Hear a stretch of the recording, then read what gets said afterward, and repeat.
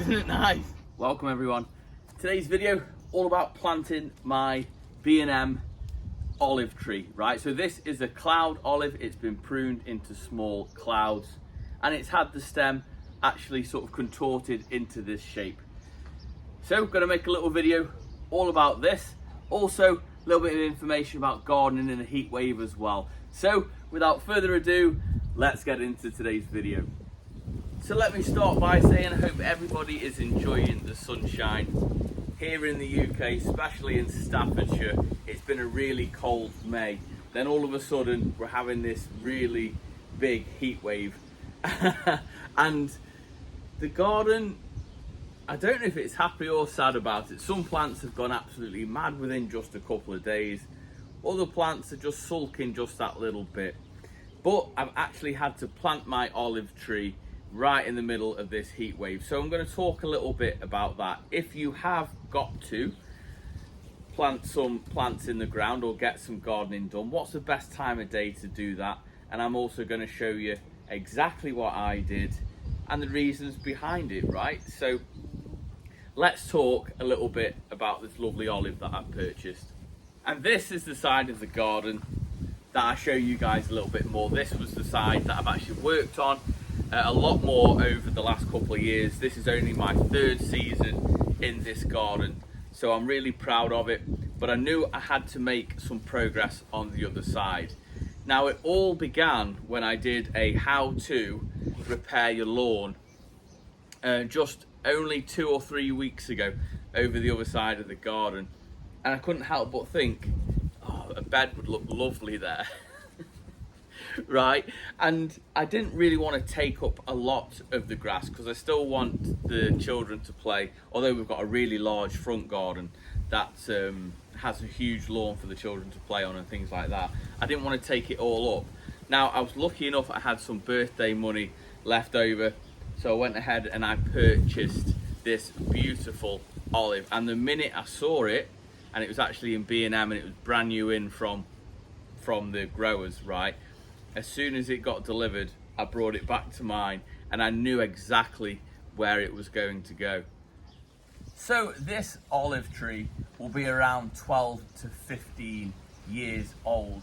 So I've certainly paid the price for somebody's time and effort with it, right? I actually feel like £100 is a lot of money, but it's actually quite a bargain when it comes to this sort of style topiary with this kind of style plant. So I have a little bit of a tropical style garden here. I don't go over the top.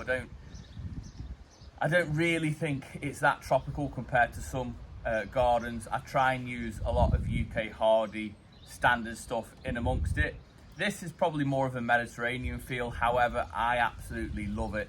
I think it fits in my garden, and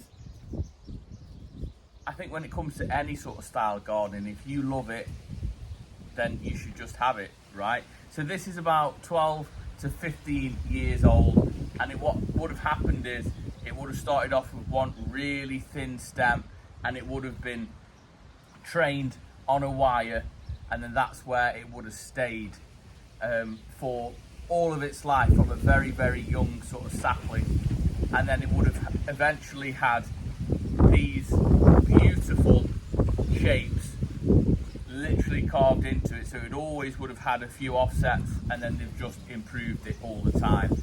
So it's worth mentioning that it does require a little bit of sand going in with the soil. They can be quite susceptible to like a root rot over time, and although I've given this a really, really good water, I won't be giving it too much more as it settles in. I will barely be watering it at all once it gets established into the ground. Now when it comes to frost and winter hardy, it's hardy up to around -10, -15. The one thing it doesn't like is prolonged frosts. So if we have maybe a week or more of really very harsh frosts, which we've been very lucky here in Staffordshire, we haven't had it over the last couple of years, but if we do, I will give it some winter protection in form of some fleece, and I'll wrap it up. But I just play that one by ear. 1 or 2, 3, 4 nights it will cope with. Anything beyond that point and it's really low, I probably will consider giving it some winter protection. Otherwise, I'm going to enjoy the winter structure of it, because this is a beautiful evergreen shrub, and it's one thing in this side of the garden that it's really been lacking, and I think it's a lovely addition. So if you guys are actually looking to purchase an olive, couple of things that you can actually look for. So we can see this beautiful fresh green growth on here. That's sign of a very healthy olive tree, and this is going to be an absolute beaut. I'm going to keep this in this shape, so I'll be pruning this a couple of times a year with either my secateurs or some shears. I won't be getting the hedge cutter to it. I will be doing it and enjoying doing it by hand. And the other thing to look for is a really healthy stem. So this is what you're looking for. I have got a couple of little knots in mine, which I'm not too worried about. They have calloused over just nice, but just check the stem, make sure there's no damage or any aphids and things like that, which these are absolutely fine. Now you can pick these up from literally £10 from a small plant, £10, £25 for what we call a standard, which is just a single pom-pom on a stick, from about £12.50 up to £25 in certain stores. You can have the larger ones as centerpieces for £150, £100 I think in B&M. The only thing with B&M, I always say, just watch the delivery day. Try and get it in or get there as quickly to delivery day as possible. Unfortunately, sometimes in some stores, because I hear off you guys quite a lot, the aftercare can be quite questionable. So that's my advice as always when it comes to superstores. Garden centres are a different ball, aren't they? They really do look after their plants. But I'm not sure I would have got this plant for £100 in a garden centre. Wait for the train. So these do love the full sun, right? Obviously they're a Mediterranean field plant. In this spot in my garden, this is literally, it's got everything on the plant. So it's got full sun pretty much all day, and it's also got the wind, because the wind does whip right through here. Unfortunately I did put my greenhouse here. I kind of knew it was there, wanted it there because of it being full sun all day, and I knew I wanted it hidden as well. So the greenhouse was one of the first things to go in over this side of the garden, and I knew I wanted to work around it and plant around it, right? But the wind does whip through here. But these are really wind tolerant, obviously sun tolerant, drought tolerant. They're very, very tough. The only thing you do need to do is add some sanding with, like I've discussed, with the soil when you're planting it up, because they are susceptible to like a root rot. And that is it. So any questions, please drop down below. I'm not sure whether we'll actually get olives. I don't know. I think it'll all depend on what kind of season we have. If we have a beautifully sunny season and it's an extended season, then there's a chance we might get some olives. I don't know. If you guys got olives off your olive trees, that's a question I can't answer, because I've never owned an olive, not even a little one. So I'm very pleased with my purchase, and I think it looks great where I've got it. I'm very happy. This will always be, and don't quote me on this, but in my mind now, this will always be a standalone feature. I don't want this to turn into a bed with plants around it and you know, taking away the focus of how lovely this is. This is going to be a standalone specimen in my garden. I may get some smaller topiaries just round the bottom, but that's it. I want to appreciate the shape of this all the way around my garden, if that makes sense. So I'll roll on some footage now of me actually planting it. I actually missed out popping some sand into the bottom because I was in and out because it was on a heat wave, and I had to wait until the full sun had actually hit this spot, and it wasn't until quite late on in the day. So I was I'd had enough of the sun by that point. But the reason why I actually planted it in the ground in a heat wave, right, was it got fibrous roots right on top of the pot, and I wanted to make sure they were actually sunk in the ground so they didn't get any root damage from the sun. or they didn't like consistently dry out and I had problems with the roots straight away. So once I got it back and gave it a really good water, it sat here for a day, maybe two, and then I waited for the sun to really start going down. It was in full shade at that point, and then I've dug a big hole and I started to get on with it. But like I say, I've missed out adding the sand, but you guys just make sure you do that, right? And I just didn't catch it on my film. Anyway, that's enough waffling. I'll roll on the footage now of me getting it in. It was actually easier than I thought, and I'll probably talk over a little bit of it as well. So there we go, let's roll this.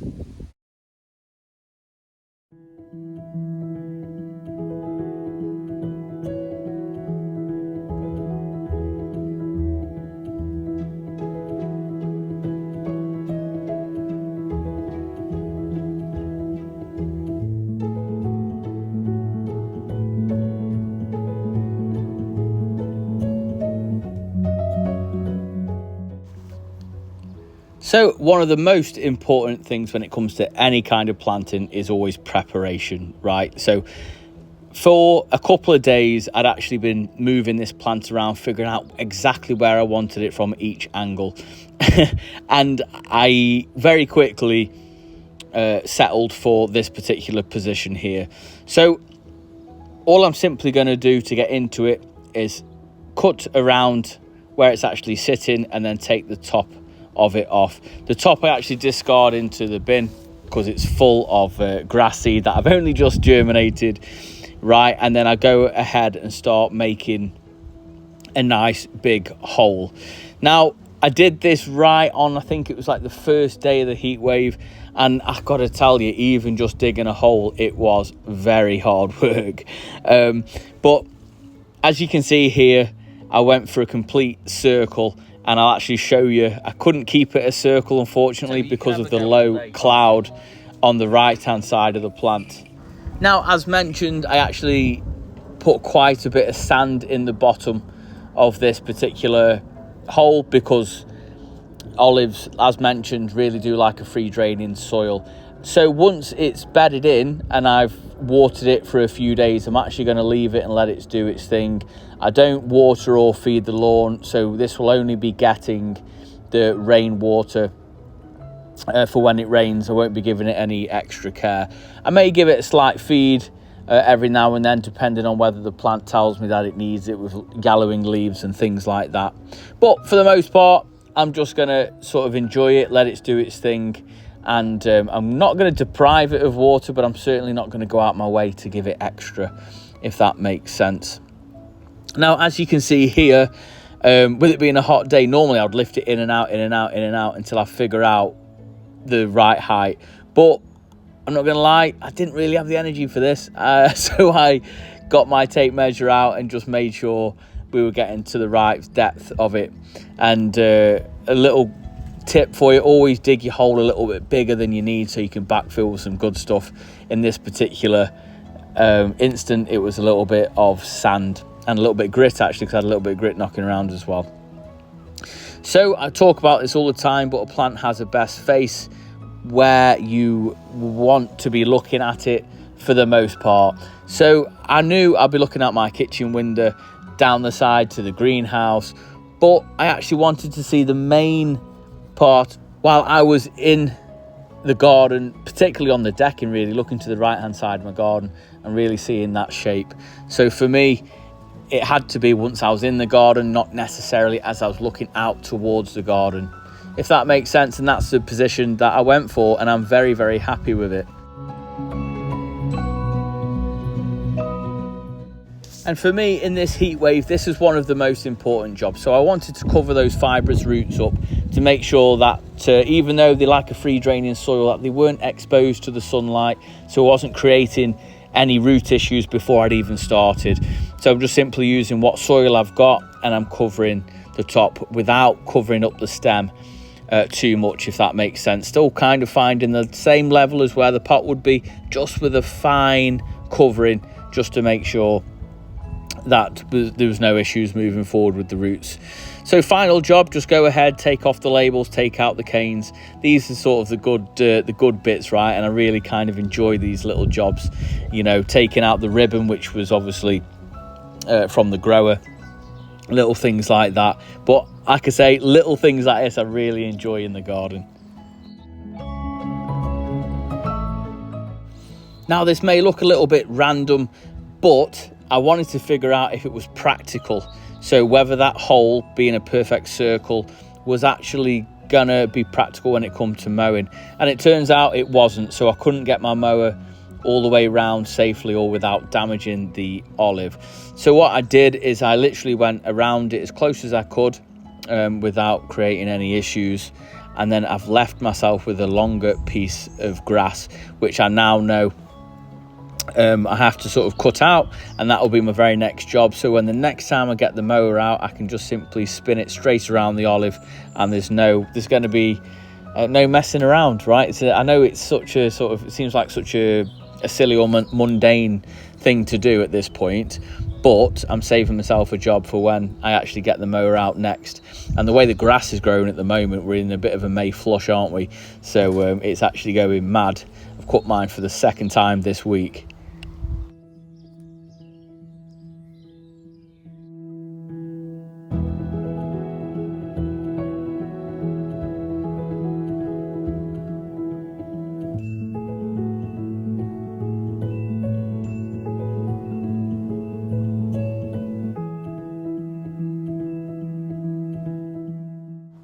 And finally, I'm just giving it a bit of a bedding in, right? So I know it's an olive, I know it can take quite dry conditions, but as always, when we're sort of putting something in, then I figured I'm just going to give the roots a bit of a soak, and then I'll obviously watch the watering.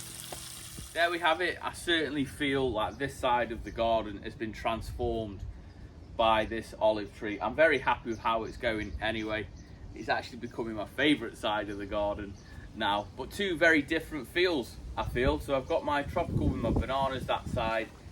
Yes, I've got a banana tucked in the corner there. It's not really out yet, but I'm very happy with the two different sides and how everything's coming on. A bit later on in the week, I'm going to hopefully start to get out some of my canna lilies and some of the bedding plants here in Staffordshire. There's a couple of plants I'm going to leave for a week or two, not really quite ready at this moment in time. They're a little bit too small, I feel, to be going out as the slugs will have a field day.